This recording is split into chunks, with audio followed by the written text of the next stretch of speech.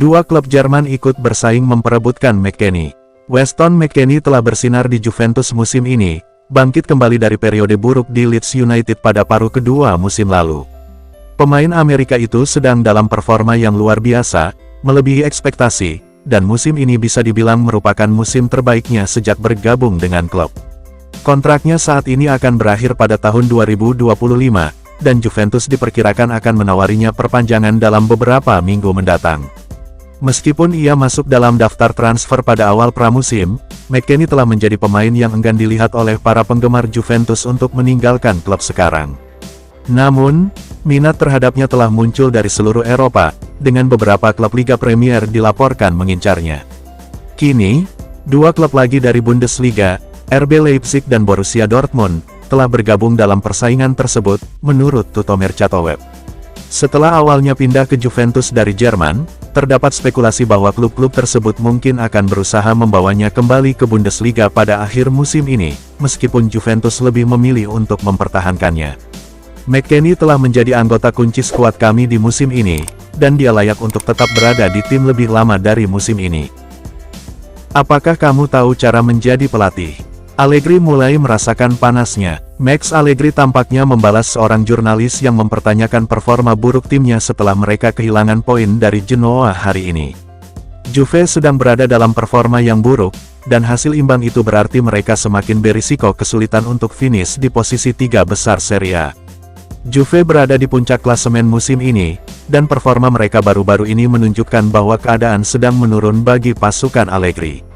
Pelatih Bianconeri jelas bukan orang yang bahagia karena segala sesuatunya tidak berjalan sesuai keinginan timnya saat ini, dan ketika seorang jurnalis mempertanyakan hasil tim, katanya, seperti dikutip dari Tuttomercato-Web. Bagi saya, tampaknya kami berada di posisi ketiga saat ini. Tahukah Anda cara menjadi pelatih? Karena saya tidak tahu cara menjadi jurnalis, saya tidak harus mengejar publik, dan saya tidak membiarkan diri saya memberitahu Anda cara melakukan pekerjaan itu. Ini bukan saat yang tepat bagi manajer Juve, dan dia adalah manusia biasa, jadi tidak mengherankan jika dia membalas sang jurnalis. Sang pelatih punya banyak pekerjaan yang harus diselesaikan dan jelas tekanan kini menghampirinya. Kartu merah Dusan Vlahovic merangkum performa buruk Juventus lainnya. Performa buruk Juventus berlanjut hari ini setelah kehilangan 2 poin lagi saat bermain imbang tanpa gol melawan tim papan tengah Genoa.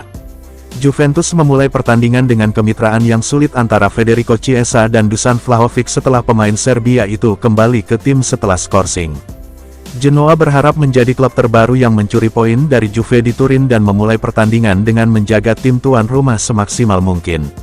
Namun, tim tamu mendapat kesempatan pertama untuk mencetak gol saat sundulan Mattia Bani berhasil ditepis Wojciech Szczesny dan menghasilkan sepak pojok. Juve terus bekerja keras mencari gol pembuka dan sempat berteriak minta penalti tidak diberikan wasit. Federico Gatti terus maju untuk membantu serangan mereka yang kesulitan mencetak gol. Namun, bahkan dengan Fabio Miretti yang bermain lebih dalam, Juve tidak pernah terlihat ingin mencetak gol, karena pemain penyerang mereka terlalu sering kehilangan bola. Tendangan Gatti akhirnya diblok saat Juve menjadi frustrasi, dan Danilo menerima kartu kuning pertama dalam pertandingan tersebut dalam aksi penting terakhir sebelum turun minum. Di awal babak kedua, Gatti melakukan percobaan ketiganya pada pertandingan tersebut, dan nampaknya seorang bek bisa menjadi yang pertama mencetak gol untuk mereka meskipun serangan mereka bertabur bintang. Beberapa menit kemudian, Samuel Iling Junior membentur tiang gawang setelah masuk sebagai pemain pengganti saat Juve mencoba mencetak gol pertama dalam pertandingan tersebut. Itu adalah jarak terdekat mereka untuk mencetak gol sepanjang pertandingan. Tak lama setelah itu, sundulan Vlahovic melebar setelah menerima umpan silang bagus dari Andrea Cambiaso saat Juve terus menekan untuk mencetak gol. Masuknya Adrien Rabiot dan Kenan Yildiz, antara lain, menambah kekuatan serangan Juve, dan hal itu mulai menimbulkan lebih banyak pertanyaan pada pertahanan Genoa. Dari umpan silang Cambiaso lainnya, Vlahovic gagal mengatur waktu larinya dengan baik dan tidak mampu membawa Juve memimpin, namun sepertinya gol akan segera tiba. Max Allegri kembali melakukan perubahan dan memasukkan Tim Weah menggantikan Fabio Miretti, dan Moise Kean masuk menggantikan Cambiaso yang tampil impresif. Ini adalah perubahan yang tidak banyak diperkirakan, namun Juve membutuhkan gol dengan segala cara saat ini, dan Kean belum mencetak gol sepanjang musim. Semuanya dikuasai Juve di 15 menit terakhir pertandingan, namun Bianconeri tidak memiliki ketajaman untuk mencetak gol karena Genoa bertahan dengan sangat baik. Tepat ketika peluang sempurna bagi Kahn tercipta, sang striker membentur tiang gawang, namun itu tidak dihitung karena Vlahovic berada dalam posisi offside saat membangun serangan. Itu hanya menunjukkan betapa buruknya nasib Kahn sepanjang musim. Tak lama kemudian, segalanya berubah dari buruk menjadi lebih buruk bagi Juve ketika Vlahovic dikeluarkan dari lapangan karena perbedaan pendapat setelah menerima 2 kartu kuning dalam waktu singkat. Itu adalah cara terburuk bagi Juve untuk mengakhiri pertandingan, namun pertandingan berakhir dengan Juve gagal meraih kemenangan lagi. Setidaknya mereka mencatatkan clean sheet. Man Utd bersiap membayar 110 juta euro untuk 2 target Juventus. Manchester United bersiap untuk mengontrak Giorgio Scalvini dan Teun Koopmeiners di musim panas dalam serangan ganda ke Atalanta untuk target Juventus. Juve telah memantau kedua pemain tersebut selama 2 musim terakhir saat mereka terus mencari bakat di Serie A. Koopmeiners tampil mengesankan dalam kunjungan terakhirnya ke Allianz Stadium, mencetak 2 gol dan menarik perhatian Bianconeri. Scalvini dianggap sebagai salah satu talenta terbaik dari generasinya di sepak bola Italia dan menikmati awal yang baik dalam karir profesionalnya bersama La Dea. Juve tertarik pada kedua pemain tersebut dan dengan potensi masuknya uang yang diharapkan jika mereka lolos ke Liga Champions, mereka mungkin akan mengejar kedua pemain tersebut di musim panas. Namun, Manchester United kini telah memasuki perlombaan dan menunjukkan minat serius terhadap kedua pemain tersebut. Menurut Tutto Juve, mereka bermaksud menyelesaikan kesepakatan untuk kedua pemain tersebut pada akhir musim ini, dengan United siap menawarkan 110 juta euro untuk mengamankan layanan mereka dari Bergamo. Laporan tersebut menunjukkan bahwa tawaran ini akan terlalu menggoda untuk ditolak oleh Atalanta, sehingga menimbulkan kemunduran bagi Juventus. Bersaing melawan Manchester United akan sangat menantang, dan satu-satunya kemenangan yang bisa kami peroleh adalah jika para pemain ingin bertahan di Serie A. Allegri menegaskan hasil Juventus melawan Genoa tidak membuatnya khawatir. Max Allegri menegaskan dia bukanlah orang yang khawatir meskipun timnya bermain imbang melawan Genoa, yang memperpanjang rekor tanpa kemenangan mereka. Juve sedang berada dalam kondisi terpuruk dan akan segera terlibat dalam perebutan tempat keempat di Liga. Itu tentu mengejutkan, mengingat mereka baru saja berada di puncak klasemen Liga beberapa minggu lalu. Bianconeri tidak lagi sekuat ketika mereka berada dalam persaingan untuk menjadi juara Italia, dan tim-tim tidak lagi terlalu mengkhawatirkan mereka ketika mereka berhadapan satu sama lain. Juve telah kehilangan faktor rasa takut, dan hal itu seharusnya mengkhawatirkan manajer manapun ketika tim Anda tidak dapat mengalahkan Genoa pada tahap musim ini. Namun, setelah pertandingan mereka melawan Griffin, Allegri ditanya apakah dia khawatir, dan dia berkata, seperti dikutip dari Tutto Mercato Web. Hari ini saya puas karena melihat karakter, tim berjuang, mereka terlibat dalam pertandingan. Hasil 0-0 memang mengecewakan tetapi ini merupakan langkah maju menuju akhir musim. Saya tidak khawatir, namun kami perlu mencetak poin. Allegri patut khawatir karena performa tim kini mengkhawatirkan dan sepertinya keadaan tidak akan segera berubah menjadi lebih baik. Dia akan kehilangan pekerjaannya di musim panas karena performanya saat ini dan mereka tidak akan melampaui tahap Coppa Italia saat ini jika mereka tidak mulai bermain lebih baik. Sedih melihat performa Juventus akhir-akhir ini buruk tetapi mereka kini terlihat lebih baik. Juventus telah menghadapi Napoli dan Atalanta dalam 2 pertandingan terakhir mereka, gagal meraih kemenangan di keduanya, namun penampilan mereka menunjukkan adanya perbaikan yang sedang berlangsung. Bianconeri mengalami kesulitan dalam mempertahankan performa terbaiknya dalam beberapa pekan terakhir, dan hasil dari kedua pertandingan tersebut seharusnya bisa lebih baik.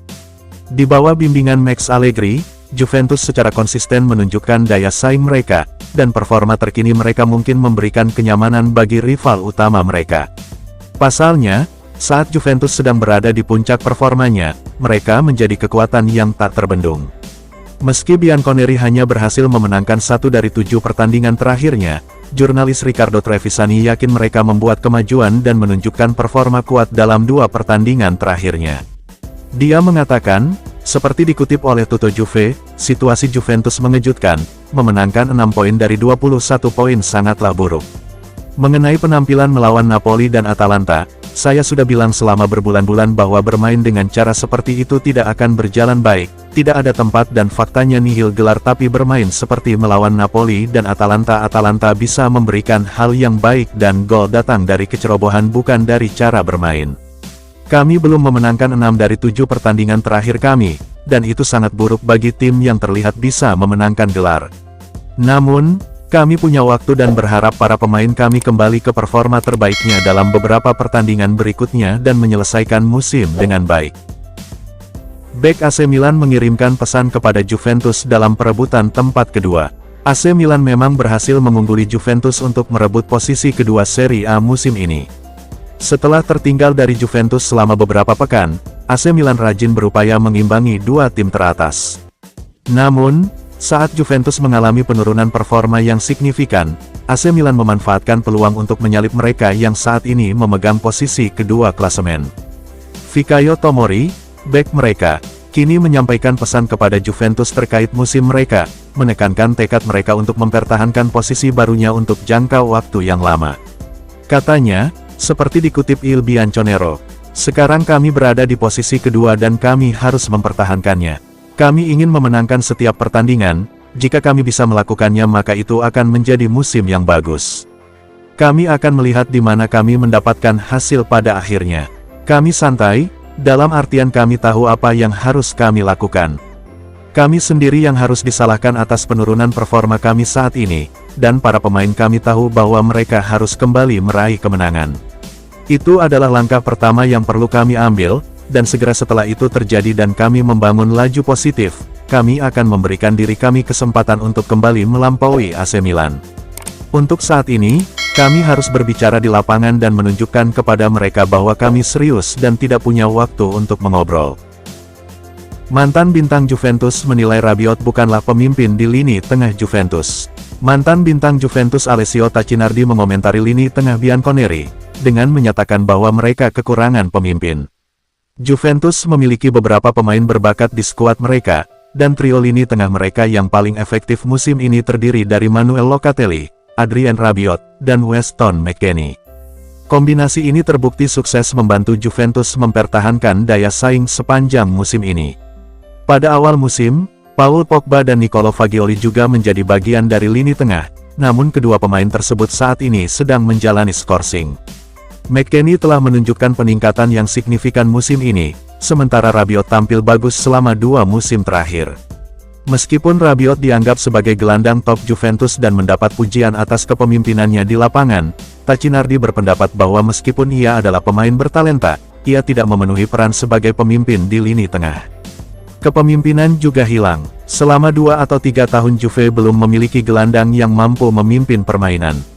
Rabiot adalah pemain hebat, tapi dia bukanlah seorang pemimpin. Kesalahan terbesar adalah berpikir bahwa Pogba, setelah beberapa penampilan kecil tahun lalu, bisa saja siap. Sayangnya, itu adalah titik lemahnya, bukan titik kuatnya. Rabiot adalah pemain terdepan di lini tengah, dan kami beruntung memiliki dia di grup. Dia tidak sempurna, tapi tidak ada pemain lain yang sebaik dia. Sassuolo kehilangan lebih banyak uang karena Locatelli ingin bermain untuk Juventus. Sebagian besar pesepak bola memiliki impian bermain untuk klub tertentu yang mereka dukung sepanjang hidup mereka, dan Manuel Locatelli adalah salah satu dari sedikit orang beruntung yang mewujudkan impian tersebut. Saat Juventus melakukan pendekatan untuk mendapatkan tanda tangannya pada tahun 2021, Locatelli tahu persis di mana hatinya berada. Penampilan gemilangnya bersama Italia selama Euro 2020, di mana mereka keluar sebagai pemenang, telah menarik perhatian banyak klub, termasuk Juventus, yang telah memantaunya bahkan sebelum turnamen dimulai. Namun, Arsenal juga menyatakan minat serius untuk mengontrak sang gelandang, menawarkan persyaratan yang lebih menguntungkan bagi Locatelli dan klubnya.